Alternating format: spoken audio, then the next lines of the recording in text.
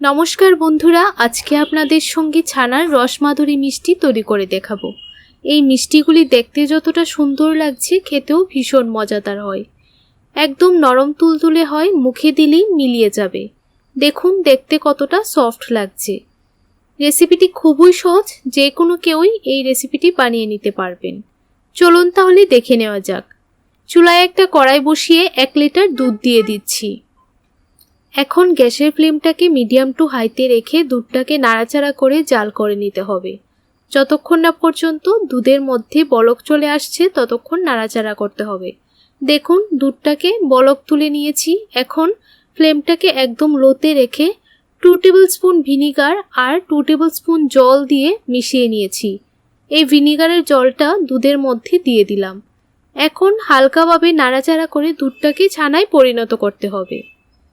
দেখুন অনবরত নাড়াচাড়া করতে করতে কিন্তু দুধটা খুব ভালোভাবে ছানায় পরিণত হয়ে গেছে। এখন গ্যাসের ফ্লেমটাকে অফ করে দিয়েছি। এইরকম একটা ছালনি নিয়ে নিলাম, ছালনির উপর ছানাটাকে ছেঁকে নেব। এখন ছানাটার উপর পরিমাণ মতো জল দিয়ে দেব। জল দিয়ে ভালোভাবে একটু ধুয়ে নেব, তাহলে ভিনিগারের যে টক ভাবটা থাকে সেই ভাবটা চলে যাবে। দেখুন ভালো করে ধুয়ে নিলাম। এখন স্প্যাচুলা দিয়ে এরকম ভাবে প্রেস করে জলটা ভালো করে ছড়িয়ে নিতে হবে, বা আপনারা চাইলে একটা সুতি ন্যাকড়ার মধ্যে ছানাটা নিয়ে ভালোভাবে জলটা চিপে ফেলে দিতে পারেন। ভালো করে জলটা ছড়িয়ে নিয়েছি। এখন একটা থালার মধ্যে নিয়ে নিলাম। হাতের সাহায্যে খুব ভালোভাবে 4 থেকে 5 মিনিট এইরকম ভাবে ডলে নিতে হবে। ছানার মধ্যে যেন কোনো রকমের দানা দানা ভাব না থাকে, তাহলে কিন্তু মিষ্টিগুলি ভালো হবে না। এইরকম ভাবে প্রায় 4 থেকে 5 মিনিট সময় নিয়ে ভালো করে ছানাটাকে মেখে নিতে হবে। ভালো করে মেখে নিয়েছি। এখন অল্প একটু ছানা একটা সাইড করে রেখে দিলাম। এই অল্প একটু ছানার সঙ্গে অল্প একটু কাজু আর অল্প একটু আমন্ড আমি গ্রেট করে দিয়ে দিচ্ছি। এখন ভালো করে ছানার সঙ্গে আমন্ড এবং কাজু মিশিয়ে নেব। আপনারা চাইলে এখানে পেস্তা গুঁড়ো করেও দিতে পারেন। এখন এই ডোটা থেকে অল্প অল্প ছানা নিয়ে এইরকম ভাবে একটু গোল গোল করে শেপ দিয়ে দেব। দেখুন এইরকম ছোট ছোট গোল গোল করে নিয়েছি। এখানে আমি 7টা গোল টুকরো করে নিয়েছি। এখন ছানাটা থেকে অল্প অল্প ছানা নিয়ে মিষ্টির শেপে তৈরি করে নেব। দেখুন একটা ছানা নিয়ে এরকম ভাবে গোল করে ড্রাই ফ্রুটস দেওয়া ছোট ছোট বলগুলি এরকম ভাবে দিয়ে দিলাম। তারপর ভালো করে সিল করে মিষ্টির শেপে গোল করে তৈরি করে নিতে হবে, আর একদম যেন ফাটল না থাকে সেদিকে লক্ষ্য রাখতে হবে।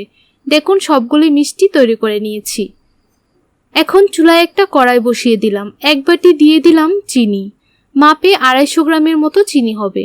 সেম বাটি দিয়ে আমি 4 বাটির মতো জল দিয়ে দিচ্ছি।